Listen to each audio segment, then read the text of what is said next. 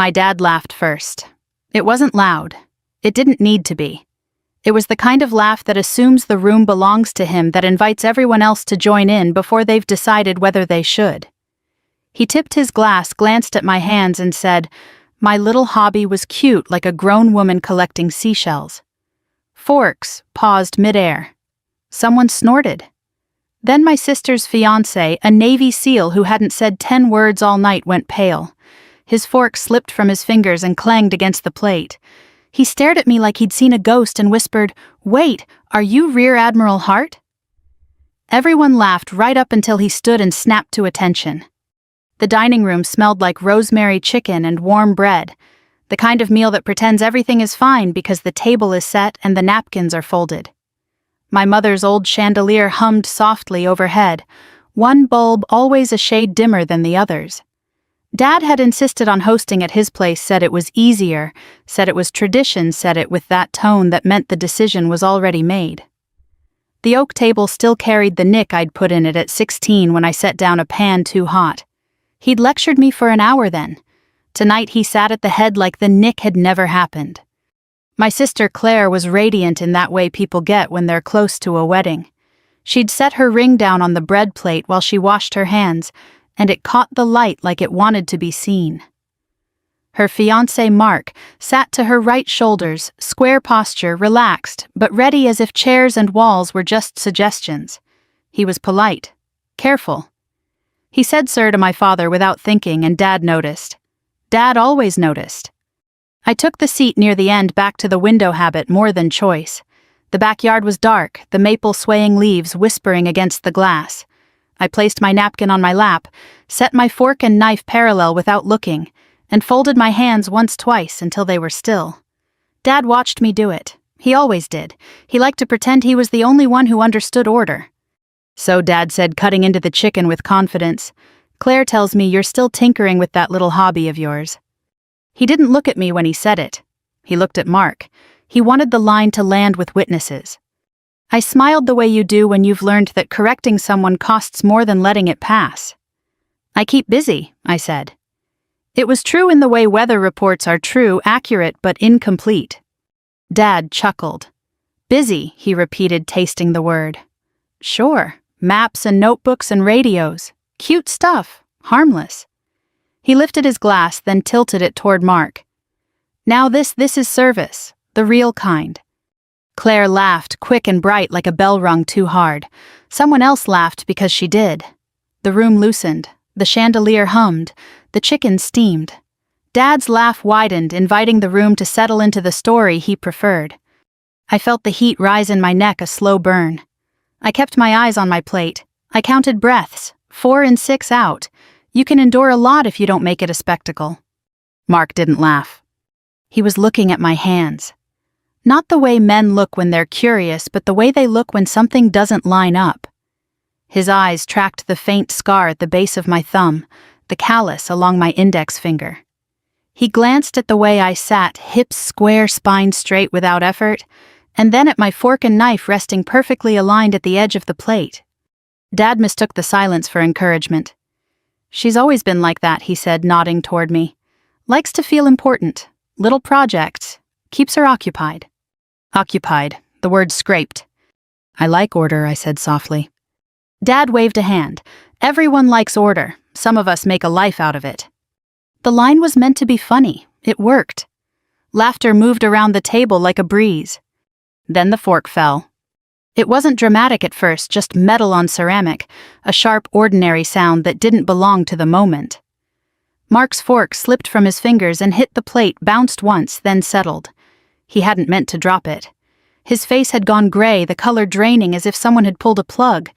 He stared at me, eyes searching, then locking as if the room had narrowed to a point only he could see.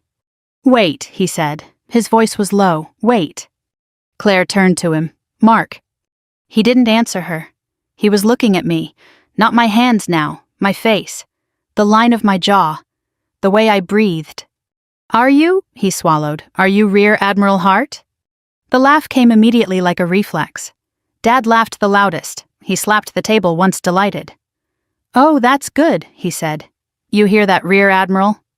He shook his head, still smiling. She can barely keep a houseplant alive. I didn't move. I didn't speak. I'd learned long ago that denial can be louder than any confession. Mark didn't laugh. He stood. The chair scraped back sharp and final. His shoulders squared heels together, hands snapping to his sides with a precision that cut through the room. He didn't look at Dad. He looked at me and snapped to attention, the motion clean and unmistakable. "Ma'am," he said. The word landed like a weight.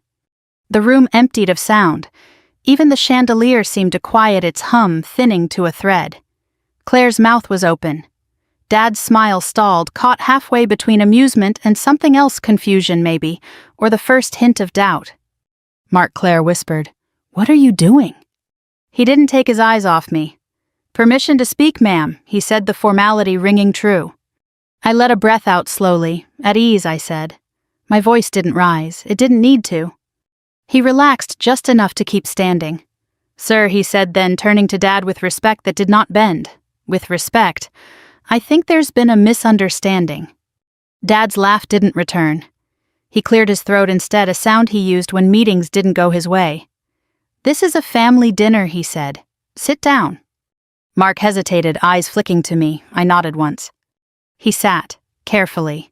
The chair legs found the floor again. The room exhaled, but it didn't recover. Not fully.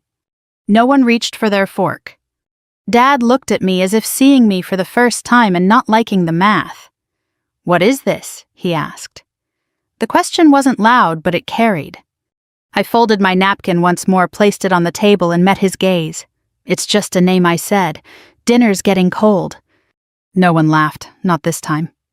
After the fork fell and the room forgot how to breathe, we went through the motions.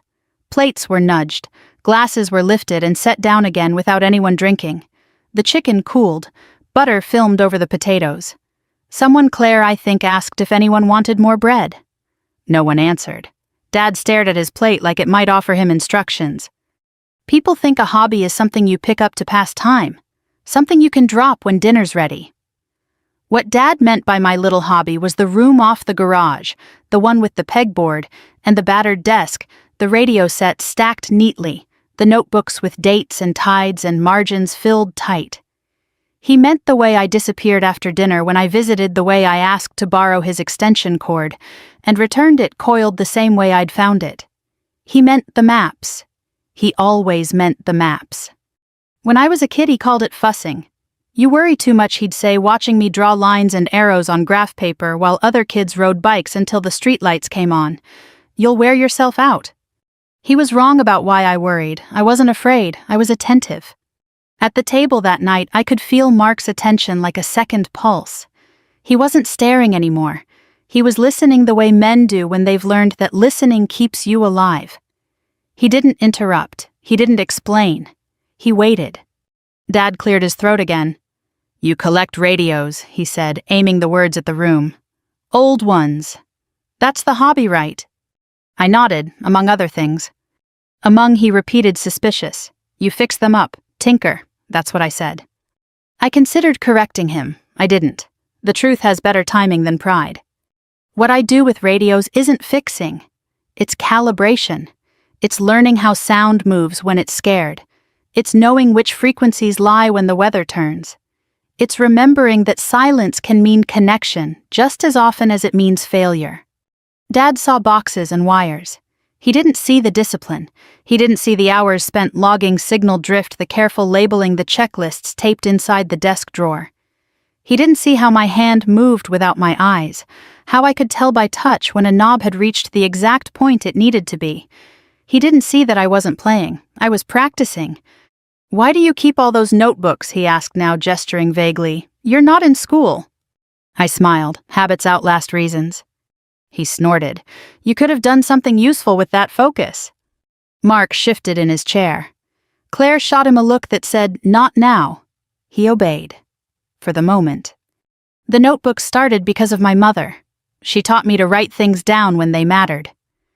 Paper remembers when people don't, she used to say, tucking grocery lists into cookbooks and notes into my backpack. After she died, the notebooks became a place to put the things I didn't want to lose. Not feelings, those were heavy. Patterns, timings, What worked, what didn't. I learned early that if you keep your tools sharp, people stop asking what you're building. Dad had never come into the garage room. Not really.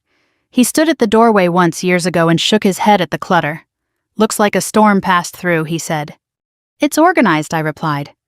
Sure it is, he said and walked away. At the table, he picked at his chicken. So he said, trying for lightness. Rear Admiral, huh?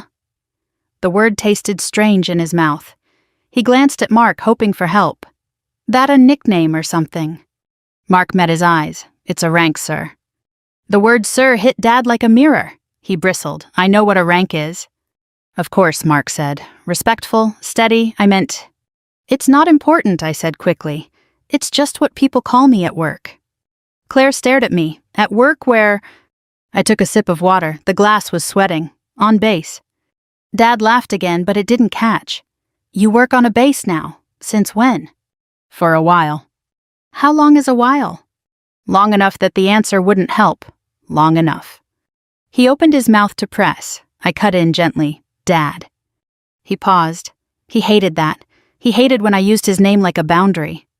The truth about my hobby is that it kept me alive when nothing else would. It taught me to slow my breath when rooms went loud. It taught me to make decisions without needing applause. It taught me that the difference between a mess and a system is whether you know where to put your hands. I thought of the nights when the radio hissed, and the maps were spread and the stakes were quiet but sharp. I thought of the men and women who trusted the calm of my voice more than the certainty of their fear. I thought of how often the work looks like nothing from the outside. A woman at a desk, a notebook, a pen moving. Dad looked around the table trying to reclaim the room. Well, he said, forcing a smile. Whatever it is, it's clearly impressed Mark. Mark didn't look impressed. He looked grateful. Sir, he said carefully, I recognized her because of how she listens. Dad frowned. Listens. Mark nodded. Most people hear noise. Some people hear structure. The chandelier hummed. The maple brushed the window. The room felt smaller, like a coat that no longer fit. I don't like secrets, Dad said. I don't keep them, I replied. I just don't advertise. Silence stretched. Claire pushed her chair back slightly as if to make space for something she didn't understand yet. Dad's eyes moved from me to Mark and back again, calculating. He had always been good at that. He'd just never been good at recalculating. My little hobby wasn't little, it was quiet. And quiet things scare people who rely on noise. I folded my napkin again, precise. If you want, I said, I can show you the room after dinner. Dad hesitated. He looked at the hallway, then at the table. He nodded once curt. We'll see. I took that as a yes, or as close to one as he could manage. Dad's house had always been arranged like a resume. Photos framed in identical black borders, medals in a glass case that never gathered dust. A flag folded so tight it looked like it might cut you if you touched it wrong. When I was growing up, I thought that was what love looked like, clean lines, no excess, everything in its place. It took years to understand that order can be a shelter or it can be a wall. He had served once long enough to make it his story, even after the uniform went back into a garment bag. The town knew him as dependable, the diner knew his coffee order. The church bulletin printed his name under committees with words like stewardship and honor. Men shook his hand and said thank you for your service, and he nodded like he was receiving mail he hadn't ordered but kept anyway. He liked being needed in rooms where nothing complicated him. At home he was quieter. The rules were louder than his voice. Shoes lined at the door, dishes stacked left of the sink. Lights out meant lights out. He taught me to stand straight before he taught me to throw a ball. He taught me how to fold a flag before he taught me how to ask for help. Praise was rationed, silence was not. I learned early that love came with inspections. My sister learned a different lesson. Claire learned how to charm a room, how to laugh at the right moment, how to make people feel comfortable with her being there. Dad liked that. It made sense to him. She fit the story he wanted to tell, bright, easy, admired. When she brought Mark home the first time, Dad's shoulders relaxed the way they do when a problem solves itself. A uniform he recognized, a bearing he trusted, the future neatly boxed. I never fit that box. I tried once. I joined the track team because he said discipline builds character. I won races. He corrected my form. I aced classes. He asked why I didn't speak up more. When I told him what I wanted to do with my life, he went very still the way weather does before it turns. "That's not for you," he said, not unkindly. "Just certain. Certainty is heavy when it's wrong." After Mom died, the house lost its soft edges. She had been the translator, the one who could read Dad's silences and make room for them. Without her, the rooms echoed. He filled them with routine. I filled them with notebooks. We stopped talking about important things because they took too long to explain. We talked about gutters and weather and the neighbor's fence. When I left, he said, "Drive safe." When I came back, he said, "You look tired." Neither of us asked the questions that mattered because neither of us wanted the answers to rearrange the furniture. At the dinner table now, I could feel that old geometry returning. Dad leaned back, arms crossed as if bracing for impact. He wasn't angry. He was unsettled. That was worse. Anger burns off. Unsettlement lingers. "You never mentioned any of this," he said, finally, voice even. "Bases, ranks." "You never asked," I said. The words were plain. I didn't sharpen them. He flinched. Not much. Enough. Mark watched the exchange like a man learning a map in real time. Claire looked between us, her smile gone, replaced by something careful. She loved us both. That didn't make the math easier. "I raised you," Dad said. "I deserve to know." The sentence had carried him a long way in life. It didn't carry as far as it used to. "I know," I said. "You raised me to stand on my own." "That's not what I meant." "It's what you taught." Silence settled again, thick, but not hostile. I thought of the garage room, the pegboard, the way tools hang best when you respect gravity. I thought of how Dad had never once stepped inside. I thought of how some men confuse distance with control. "I didn't make fun of you," he said, trying another angle. "I was joking." "Jokes land where they land," I replied. "Sometimes they land on people." He rubbed his jaw, a habit from long meetings. "You think you're better than us now?"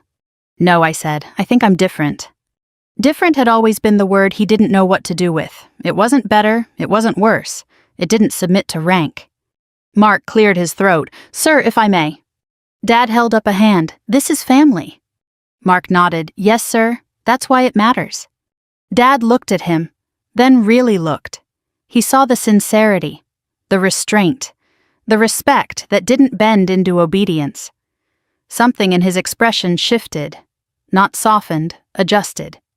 I remembered a night years ago when I'd come home late, smelling like rain and oil hands stained with ink. He'd stood in the doorway and said, "You don't have to prove anything." I hadn't known how to answer then. I know now. Proving wasn't the point. Holding was. After dinner, Dad said abruptly, "You said you'd show me." "Yes," I said. He stood signaling the end of the discussion the way he always had. Old habits die with posture, plates scraped, chairs moved. The room breathed again, but differently. The chandelier hummed back to life. As we walked toward the hallway, I felt the weight of years move with us. This wasn't a reconciliation, it was a recalibration. Those take time. They require patience and a willingness to admit that the map you've been using doesn't show all the roads. At the threshold of the garage, Dad hesitated. He looked at the door like it might argue with him. I waited. Waiting had become a skill. He opened it. The garage room smelled like dust and machine oil and old paper clean in the way workspaces are clean when every object has a reason to be there. Dad stood just inside the doorway, hands clasped behind his back posture, returning by instinct. He scanned the pegboard, the radios lined in patient rows, the notebooks stacked with their spines labeled in my small, precise handwriting. He didn't touch anything. He rarely did. Touching admits curiosity. I didn't know, he said, not looking at me. No, I replied, you didn't. I didn't start at the beginning. Beginnings invite debate. I started with the middle, the place where stories become work. I told him about my first posting without naming it, about the smell of salt and diesel, the way decks sweat before dawn, the sound a ship makes when it's awake and pretending not to be. I told him about learning to read people the way you read weather, the quick laugh that comes too fast, the pause before an answer that means a mind is elsewhere. I told him about radios that crackle like old throats, and the discipline of writing things down before memory edits them. I didn't tell him about fear. Fear is common. I told him about preparation. "You joined the Navy," he said, as if confirming a fact he'd misplaced. "Yes." "When?" "Years ago." "Why didn't you—" "Dad," I said it gently. He stopped. I showed him a notebook from early on, the pages worn thin at the edges. Dates, tide tables, checklists written and rewritten until they fit reality instead of theory. I explained how plans look perfect until people touch them, how my job was to account for the human ways things go sideways. Not heroics, logistics, timing, quiet decisions that keep other people's bad days from becoming their last ones. "You're not a SEAL," he said, glancing at Mark, who stood a respectful distance away pretending to study a radio. "No," I said, "I'm not." Dad nodded, relieved, then frowned. "Then why?" "Because I don't have to be," I said. "I work where the plan lives." I told him about the night a storm came in crooked and the radio started lying, about rerouting without announcing it, about moving the soft failure where you can see it so the hard one doesn't surprise you. I told him about the first time someone knocked twice on my desk before stepping out, superstition or respect, I never asked which. I told him about the letters I kept from families who never knew my name, only that someone had made a call that let their people come home. I didn't list medals, I didn't say numbers. I let the work speak in its own grammar. "The rank," Dad said finally, "Rear Admiral." "It came later," I said. "It wasn't the point." He stared at a map pinned to the wall, lines overlapping like veins. "They don't give those away." "No," I agreed. Mark stepped closer, careful not to intrude.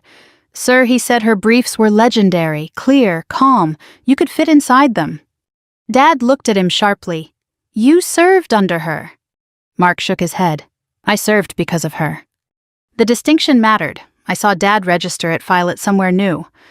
"The name Hart," Dad said slowly. "People know it." "In some rooms," I said. "In others, it's just a name." He picked up a radio, then, surprising me, his hands were steady. He turned it over, noting the wear. "You keep them old," he said. "They don't panic," I replied. "They tell the truth if you know how to listen." He set it down exactly where it had been. "And this?" He gestured to the notebooks. "This is the hobby." "This is the habit," I said.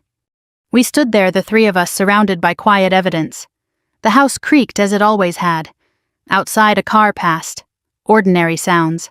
Extraordinary recalculations. "I taught you some of this," Dad said almost to himself. "You taught me to stand straight," I said. "The rest I learned because I had to." He looked at me, then really looked as if measuring not height but distance traveled. "You didn't need to hide." "I didn't hide," I said. "I worked." He nodded once, a small concession. "Hart," he repeated. The name sounded different now. Less like a challenge, more like a fact. Mark cleared his throat. "Sir, with respect, when people stand for her, it's not because of the rank, it's because she makes rooms safer." Dad absorbed that the way men absorb new doctrine, slowly, skeptically, but thoroughly when it sticks. He glanced back toward the dining room where plates waited, and a family sat suspended between stories. "We should finish dinner," he said. "Yes," I replied. As we turned back, I felt the weight shift, not lift, not vanish, but settle into a new balance. The name Hart would follow me either way. What mattered was what it lifted when it arrived. We returned to the dining room like people stepping back onto a stage after the scenery has been quietly rearranged. Nothing obvious had changed. The plates were where we left them, the chicken still steaming faintly, the chandelier still humming its tired hum, but the air had learned something new. It carried it carefully as if not to spill. Dad took his seat at the head of the table without the old certainty. He adjusted his napkin twice. Claire watched him, then me, then Mark, her smile gone soft around the edges. Mark sat with his hands folded, posture attentive but restrained, like a man waiting for instructions he hoped wouldn't come. No one spoke for a moment. The maple brushed the window again. Somewhere a clock ticked. "So," Dad said at last, clearing his throat. He aimed for casual and landed on brittle. "Rear Admiral Hart." I met his eyes. "Dad." He flinched again, smaller this time. "People usually tell their families things like that." "People usually ask," I replied. Claire let out a breath she'd been holding. "I thought your hobby was—" I don't know, like model ships. I have those too, I said. They teach patience. Mark shifted, then leaned forward slightly. Sir, may I explain how I recognized her? Dad hesitated. Pride and curiosity wrestled. Curiosity won by a fraction. Go ahead. Mark nodded, choosing his words like tools. It wasn't the name at first. It was the way she reacted when you laughed. Dad stiffened. Reacted. She didn't, Mark said. That's what I noticed. No defense, no scramble. She held the room without taking it. That's uncommon. I felt my cheeks warm, but I kept my gaze steady. This wasn't about praise. It was about accuracy. And then Mark continued. She said something. About order. The phrasing was exact. The cadence. It's how we brief when the stakes are real and the time is short. He glanced at me. I've heard that voice before. Over the net. Calm. Unmistakable. Claire's eyes widened. Over the net. Communications, Mark said. Operations. Dad shook his head once, trying to dislodge the picture forming. You're telling me my daughter. I'm telling you, Mark said gently, that when things went wrong for us, her plans held. Silence followed. Not the old silence that pressed. A different one. A listening silence. Dad opened his mouth, then closed it. He tried again. If this is true, he stopped. He didn't like hypotheticals. Why didn't anyone say anything? Because that's not how it works, Mark replied. The best work doesn't need witnesses. It needs outcomes. I watched Dad's hands curl around his fork. He lifted it, then set it down again as if unsure what it was for. He glanced at the door to the garage, then back to me. You let me make a fool of myself. I considered that. You made a joke, I said. The room decided what to do with it. He bristled. You could have stopped it. I did, I said quietly, by standing. Mark's chair scraped softly as he shifted, but he didn't stand again. He didn't need to. The first time had been enough. Sir, he said, turning back to Dad with respect, no one here is trying to embarrass you. I stood because it's a reflex. Because that name means something where I come from. Because I owe her.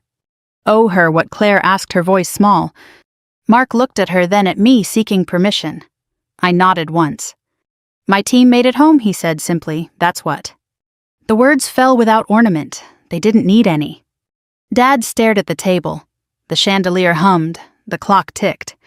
Outside, a dog barked, ordinary and grounding. I didn't know, Dad said again. This time it wasn't defensive, it was an admission. I felt the old ache stir, the one that wants to be seen, not elevated. I kept it in check. Knowing and asking aren't the same, I said. You taught me that. He looked up surprised. I did. Yes, I said. You taught me to check my assumptions. He almost smiled, almost. Claire reached for her water and finally drank. I'm proud of you, she said, and meant it in the way siblings mean it, laid a little awkward but sincere. Thank you, I said. Dad pushed his chair back slightly, then forward again, adjusting. We should eat, he said. Food's not getting any better. Plates moved, forks lifted. The room found a rhythm, tentative but real. Conversation returned in small pieces, whether the wedding venue a story about a neighbor's fence.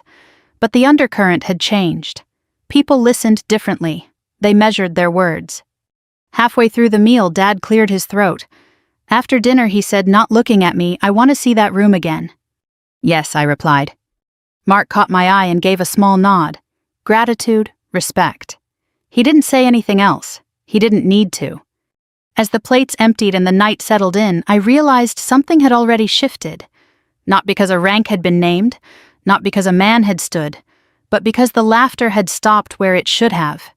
Because the room had learned that some quiet things carry weight. The fork lay where it had fallen earlier, now washed and resting by Mark's plate.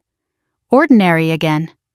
But I would remember the sound it made when it hit, the way it cut through the noise, the way truth sometimes announces itself not with a speech but with a small, unmistakable clang. Dessert came out quieter than dinner had begun. Apple pie still warmed, the crust flaking when the knife went through. Dad served it himself slower than usual, careful with the portions, as if the act of dividing something evenly might restore a sense of order. He placed a slice in front of me last, not pointedly, just last. The room had settled into a truce. Conversation stayed on the surface work schedule's wedding colors, whether the maples would turn early this year. But underneath something else moved. The recalculation wasn't finished. It rarely is after the first pass. Mark ate with the restraint of someone used to waiting for permission he no longer needed. He listened more than he spoke. When he did speak, it was to ask questions that invited others in instead of closing them out. Dad noticed that. He always noticed men who could command a room without raising their voice. It was one of the things he admired most, though he rarely said so. At some point, Dad pushed his plate away. He stared at the pie like it had betrayed him. "Rear Admiral," he said again, testing the words. "That's high." "Yes," I said. "How high?" Claire asked, curiosity edging toward awe. "High enough to stop counting," I replied. Dad let out a breath that sounded like it had been waiting years. "So, all those nights, all that time in the garage, you weren't hiding?" "No," I said, "I was building." He nodded slowly. "I used to think hobbies were how people avoided work." "Sometimes," I said, "sometimes they're how people survive it." Mark shifted. "Sir, if I may add something." Dad looked at him, then nodded. "Go on." "She never led with the rank," Mark said. "In the rooms where it mattered, she led with the plan. The rank followed because people trusted the plan." Dad absorbed that. "Trust," he said. "That's earned." "Yes," Mark said. "Daily." I watched Dad's shoulders ease by a fraction. Not surrender, recognition. "Why, Hart?" Claire asked suddenly. "Why do people know the name?" I hesitated.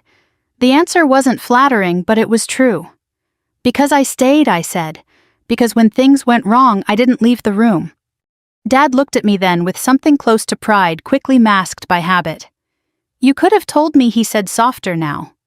"I could have," I agreed. I didn't want to be believed for the wrong reasons. He frowned. "Wrong reasons?" "I didn't want you to see me because of a title," I said. "I wanted you to see me because I was already here." Silence followed, but it wasn't heavy. It was thoughtful. Dad stood abruptly, chair scraping. For a moment I thought he might retreat into authority again. Instead, he walked to the sideboard and opened a drawer I hadn't seen opened in years. He pulled out a small envelope yellowed at the edges. He held it like it might crumble. "I got this a while back," he said. "Didn't know what to do with it." He handed it to me. Inside was a clipped article. No photo, just a paragraph about a coordinated evacuation during a coastal storm. A line at the end mentioned a Rear Admiral Hart whose planning prevented loss of life. Dad's handwriting ran beneath it, small and careful.